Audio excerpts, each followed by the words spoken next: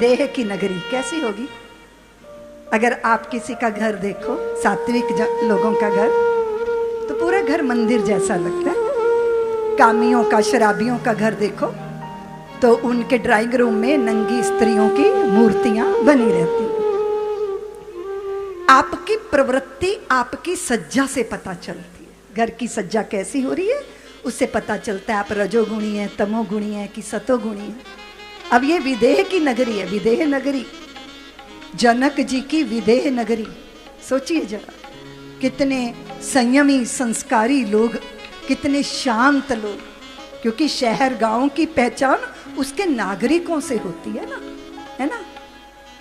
अगर मेरा आचरण सही है, मेरे आचरण में पवित्रता है, तो भारत भूमि का गौरव है ना ये। और मैं अपने बाप की भी चोरी कर लूं, चोरों की भी चोरी कर लूं, तो उससे तो मेरे कुल परंपरा का अपयश होता है ना। इसलिए नगर वालों की जिम्मेदारी बनती है कि नगर कैसा हो। नगर पुलिस के भरोसे नहीं होता, धर्म के कारण नगर की पूरी व्यवस्था चलती है, व्यक्ति की पूरी व्यवस्था चलती है।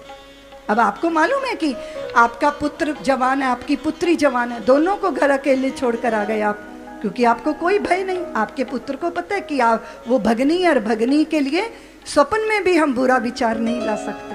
नहीं तो शरीर से तो व्यक्ति पशु ही होता है ना, पर संस्कारों से वो मनुष्य बनता है। और हमको कोई कानून से नहीं चला सकता सारी मनुष्यता को, हम धर्म से संचालित है। कानून की तो जितनी दीवारें खड़ी की जाती हैं उतनी खिड़कियां बना ली जाती हैं।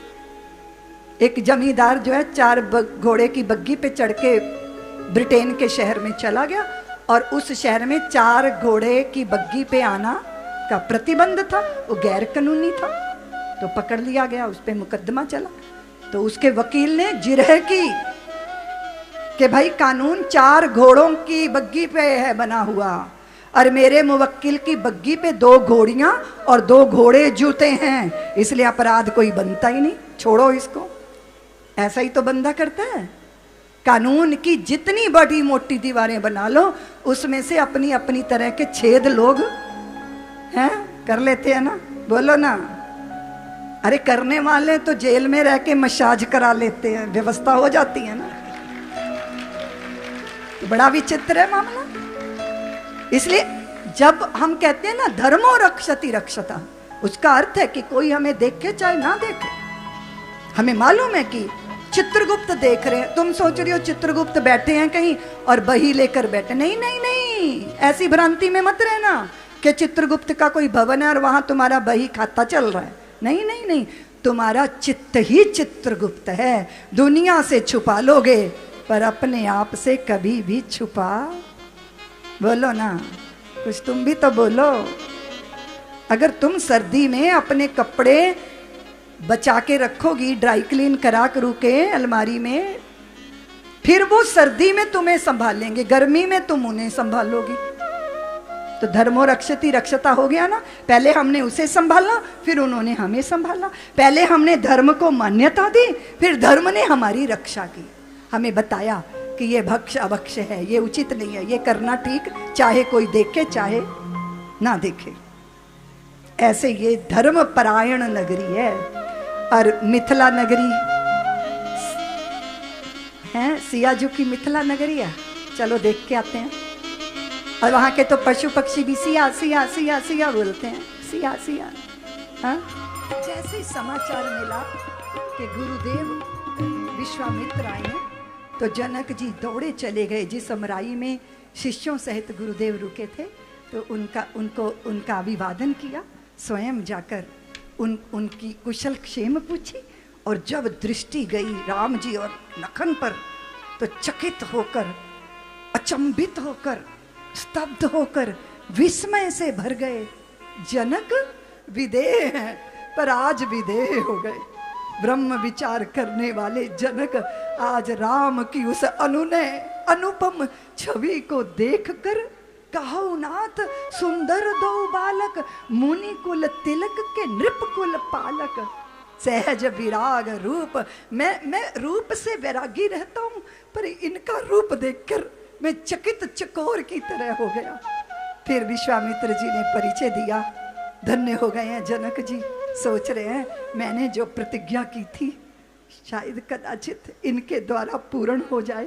रघुकली मणि दशरथ के जाए, मम हित लाग नरेश पठाए। परिचय लिया दिया गया और फिर निश्चित समय पे उस यज्ञशाला में जहां वो धनुष रखा था, 7 वर्ष की थी, 7 वर्ष की जानकी, जब पिनाक को भोले बाबा, ये भोले बाबा का पिनाक जो धनुष है ना, ये विष्णु भगवान और शंभु शंकर के बीच के बल अबल को निश्चित करने के लिए लड़ा गया युद्ध था।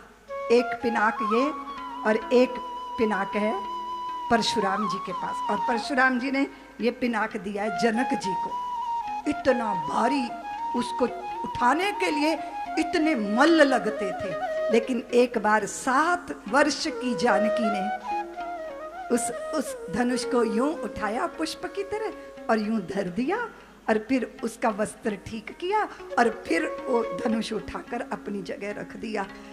आश्चर्य में डूब गए जनक कि ये नन्ही सी बालिका इतनी सामर्थ्यवान है, फिर तो इसका हाथ किसी समर्थवान को ही सौंपना होगा।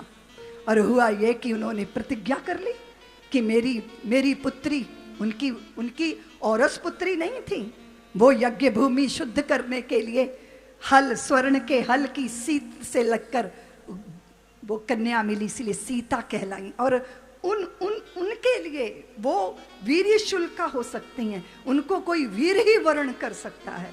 इसलिए वो यज्ञशाला में जब वो धनुष रखा गया, बड़े बड़े राजा महाराजा, उनको लगा कि अरे हमारी तो 7 फुट लंबी मूछें हैं, तो हम ये हिला नहीं पा रहे, और वो 7 वर्ष की थी तब उठा के पुष्पों की तरह रख दिया था।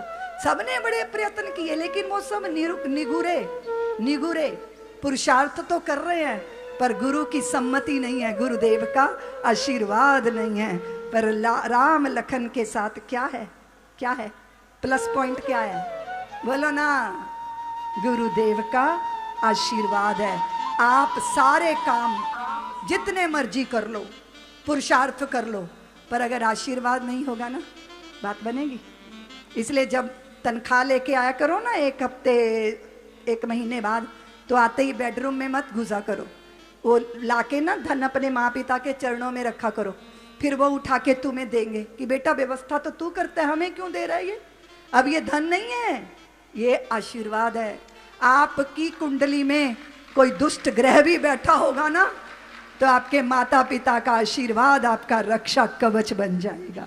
श्री राम भद्र के साथ बहुत अद्भुत कथा है ये। मिथिला के लोग धाये धाम काम सब त्यागी, मनो रंक निधि लूटन, उस विषय में तो हम प्रवेश ही नहीं कर पा रहे हैं। सब्सक्राइब करें साध्वी ऋतंभरा जी के YouTube चैनल को, और हमारे वीडियोस को सबसे पहले देखने के लिए बेल आइकन को दबाना ना भूलें।